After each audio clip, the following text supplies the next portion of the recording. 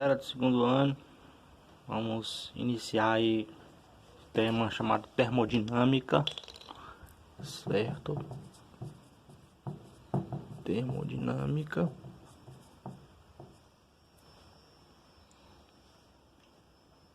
E ver como é que funciona o calor e o trabalho, como é que acontece, né? Essa relação mecânica entre calor e trabalho, que é estudado pelas leis da termodinâmica, tá certo? Só que antes de começarmos a lei da termodinâmica, nós temos que ver alguns parâmetrozinhos, né? Como esse caso do trabalho numa transformação gasosa. A gente tem que se recordar de assuntos que a gente já tinha visto quando a gente estava vendo as trocas de calor, certo?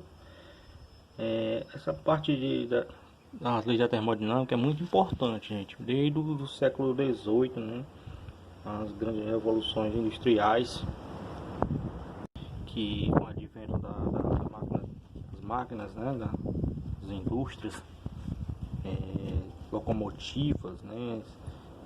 Impulsionou as embarcações, impulsionou sobre esse tema, equivalente do calor e trabalho.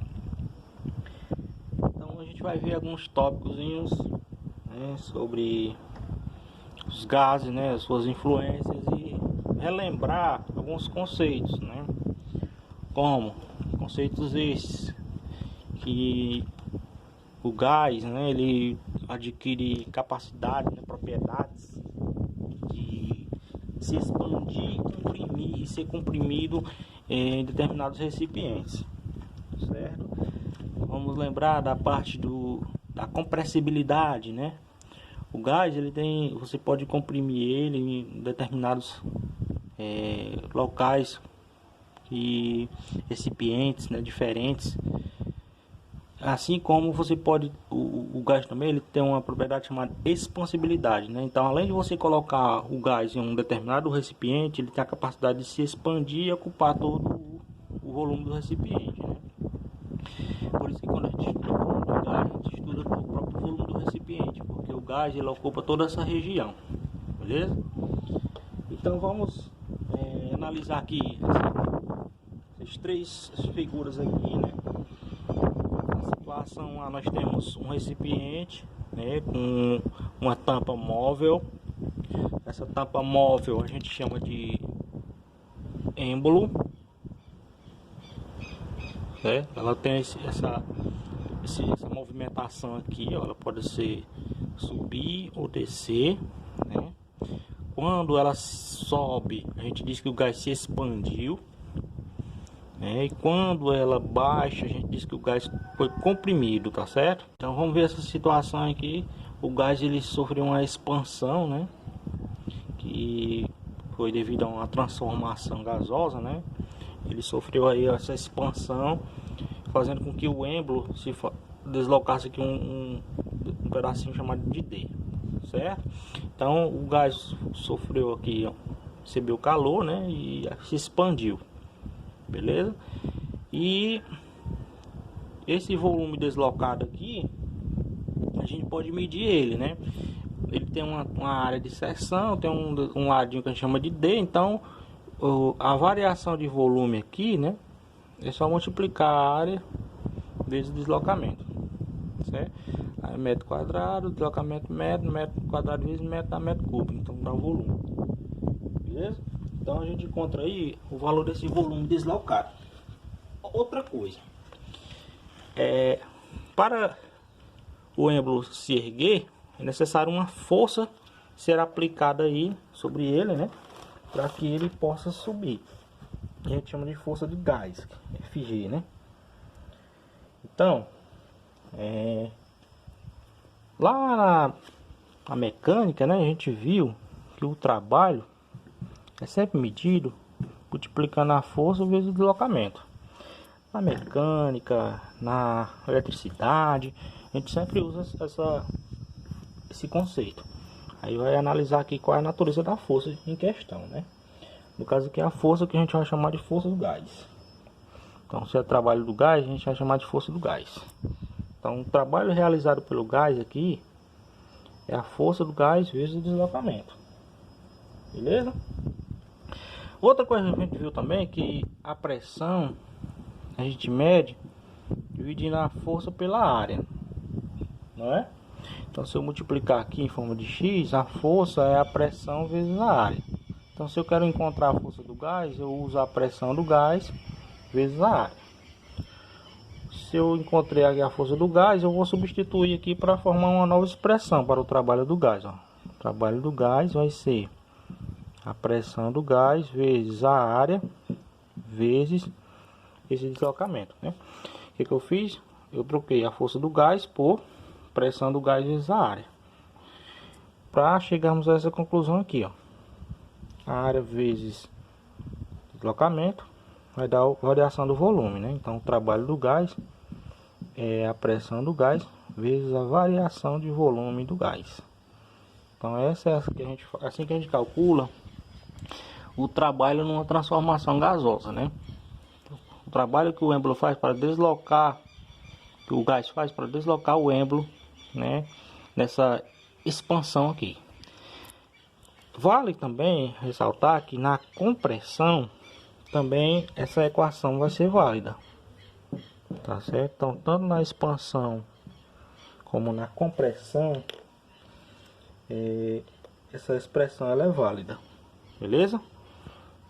Aí essa letra tal é para representar o trabalho. O trabalho é uma forma de energia, né, é medida em joules. Esse PG, né, é a pressão no gás, e geralmente é medido em Newton por metro quadrado, né? Pode ser medido também em ATM, pode ser medido também em Pascal, em centímetro de mercúrio. E o ΔV é a variação do volume. Variação de volume. Geralmente a gente usa o metro cúbico, mas qualquer coisa a gente transforma, tá certo? Então aí você tem que analisar, né, qual é a transformação que o gás vai sofrer, né? A gente tem que ressaltar que o gás ele pode sofrer 3 tipos de transformações, né? Uma transformação que a gente chama de isobárica, né? Isobárica.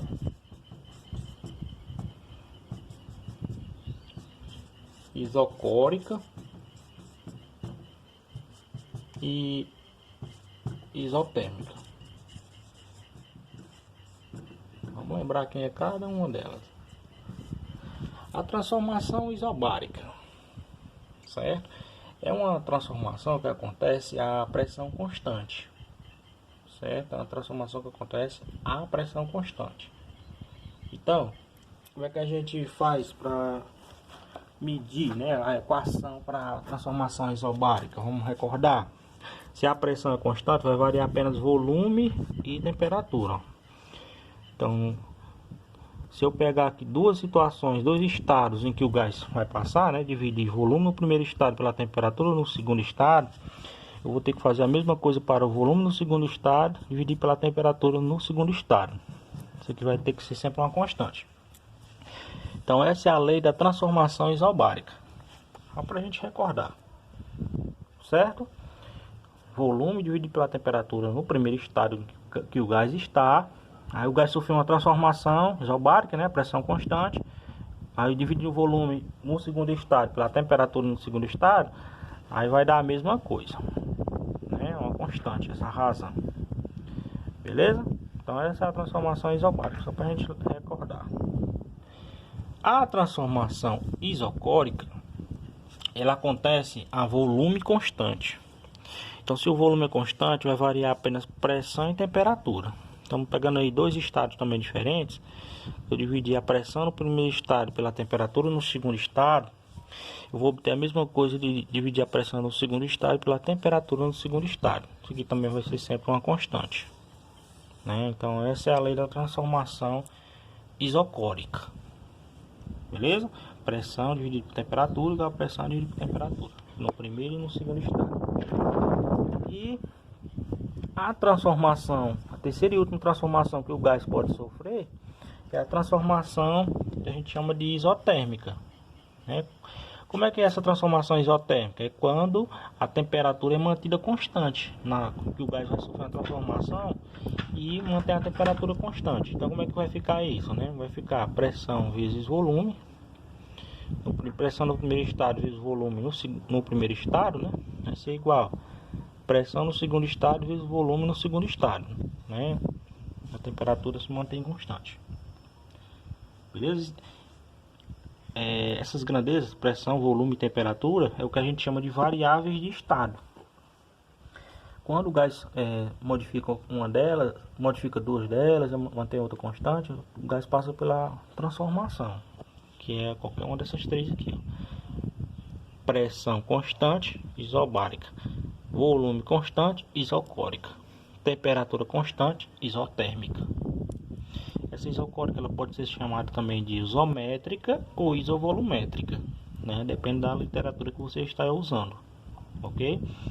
E a lei geral dos gases, né? Quando as três estão variando, né? De um estado para outro, fica pressão vezes volume por temperatura.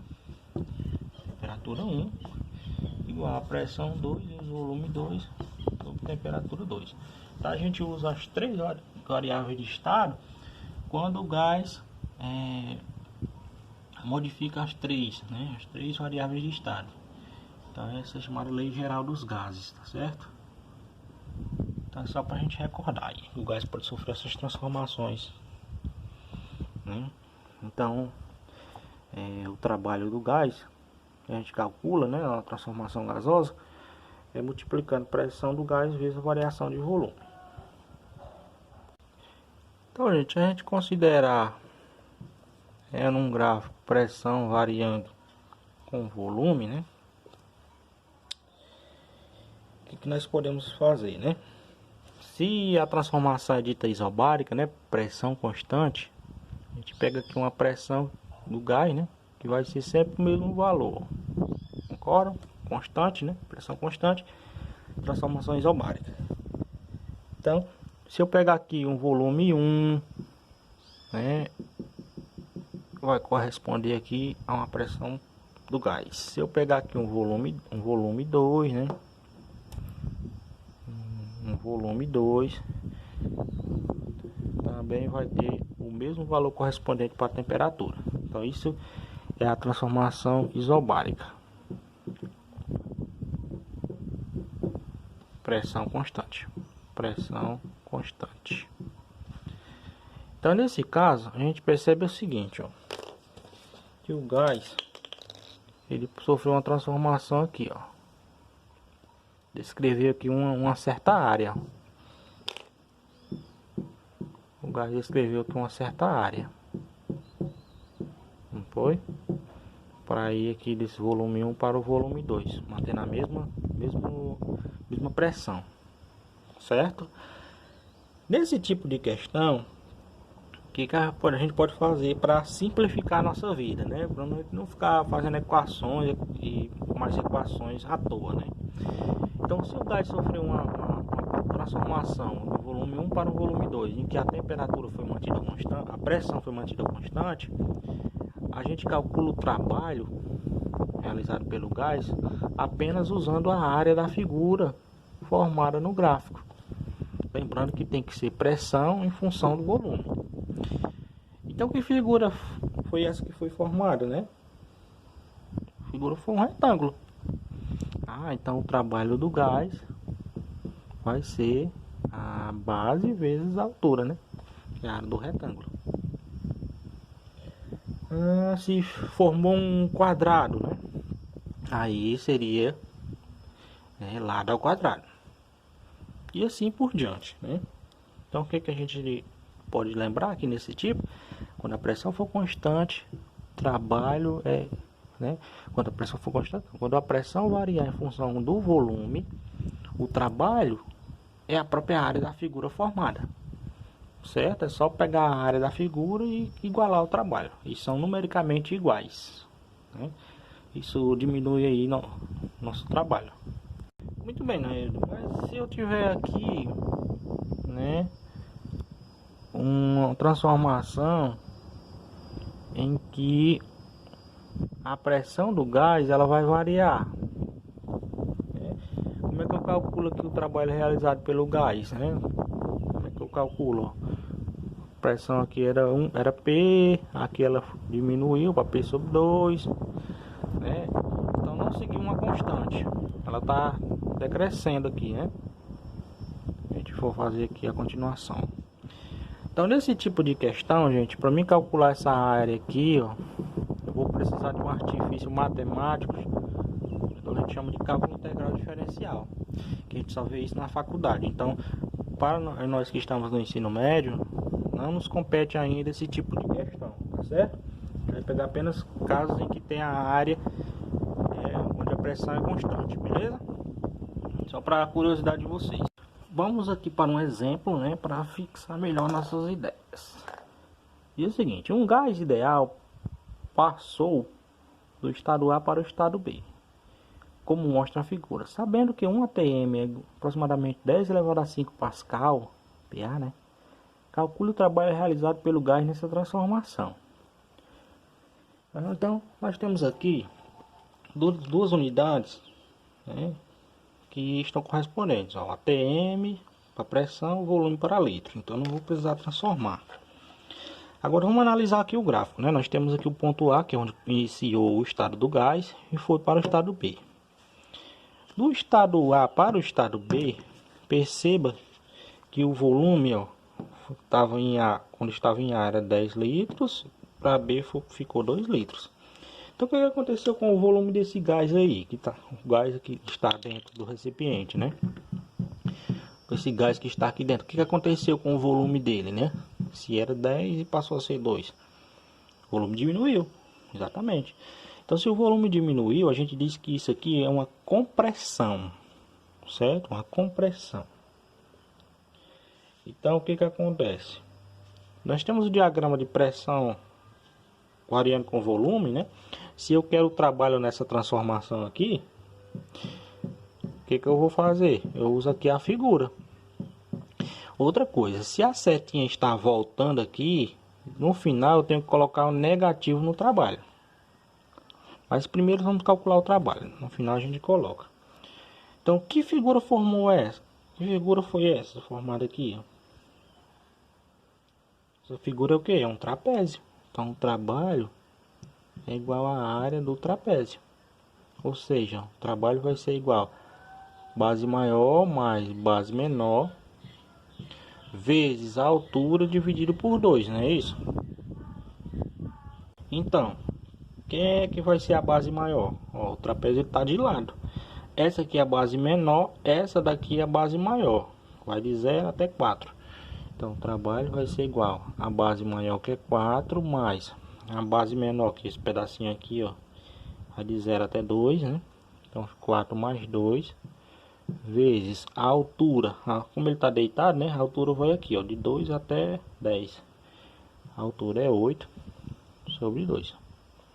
Então, o trabalho vai ser igual 4 mais 2, 6. E aqui fica 4. 8 dividido por 2, 4. Então, o trabalho vai ser igual a 6 vezes 4, que vai ser igual a 24 joules. Olha como é fácil. Encontrei o trabalho dessa transformação, né? Só que agora observe, como a setinha está voltando, eu tenho que colocar aqui no trabalho um menos, né? Tá certo? Porque o volume está diminuindo. Beleza? Então é isso. É assim que a gente calcula. Gente, outra coisa. Com relação às unidades, né? Se fosse num sistema internacional, né? Como ele disse na questão que um atm é aproximadamente 10 elevado a 5 pascal, né? 1 litro é 10 elevado a menos 3, né? 10 elevado a menos 3 metro cúbico. Beleza? Então, como é que esse trabalho expresso em unidades do sistema internacional vai ser 2,4 vezes 10 elevado a menos elevado a 3, né? Pascal vezes metro cúbico. Só usar uma regrinha de 3 aí que você consegue fazer. Beleza? Vamos lá. Gente, antes de eu passar para o próximo exercício, né, nós temos que lembrar também da equação de estado do gás. Essa equação de estado, né, ela serve para a gente identificar certas grandezas do gás naquele estado. Ela é chamada equação de Clapeyron. Aquela P vezes V igual a N vezes R vezes T. Vamos lembrar. O P é a pressão. O V é o volume. O N é o número de mols. O R é a constante universal dos gases, certo? A constante universal dos gases, o R, e o T é a temperatura. Lembrando que, como é gás, essa temperatura sempre é medida em Kelvin, na escala absoluta. Beleza? Então, essa é chamada equação de estado, né? Então, lembrar, ó, por você nunca rezei tanto. O R no sistema internacional, ele é aproximadamente 8,3 joule por mol vezes Kelvin. O número de mols é medido em mol, né? O volume é medido em litros ou metro cúbico, né? Litro ou metro cúbico. A pressão é medida ATM, o Pascal, ou centímetro de mercúrio, né? Etc. Quando for em ATM, pressão, e o volume em litro, a constante é 0,082 aproximadamente. ATM vezes litro por mol vezes Kelvin, para a gente se recordar. Lembra também que esse N, que é o número de mols, né, ele é a massa da substância dividido pela massa molecular. A gente viu isso no início do ano, quem estuda comigo. Quem não viu, sugiro vocês dar uma olhada lá nas aulas de química, né, de algum professor, sobre o número de mols, massa da substância dividido pela massa molecular. Vamos aqui um exemplo para a gente fechar, né? 4 mols de moléculas de um gás ideal a temperatura inicial de 60 Kelvin são levados à temperatura de 140 Kelvin sob pressão constante. Olha a informação importante, ó, sob pressão constante. Calcule o trabalho realizado pelo gás, sabendo que a constante universal dos gases é R igual a 8,3 joule por mol vezes Kelvin. Então, se ele está dizendo que é sob pressão constante, nós podemos escrever que o trabalho será pressão vezes variação de volume, ok? Só que a pressão não tem, eu tenho a variação de volume, né? Que foi de variação de volume, não, variação de temperatura, né? Então ele não deu essa pressão. Então o que eu vou fazer? Eu vou usar a equação de estado, né? P vezes V igual a N R vezes T. R vezes T. Aí, como ele deu duas temperaturas, né, 60 Kelvin, e foi até o outro estado com 140 Kelvin, eu tenho uma variação de temperatura. Então, se eu tenho uma variação de temperatura, dois estados diferentes, eu vou ter também uma variação de volume. Olha aí, onde é que vai sair, tá certo? Se eu tenho uma variação de temperatura, eu vou ter aí, obviamente, uma variação de volume. Então, como é que eu vou fazer? Substituir, né?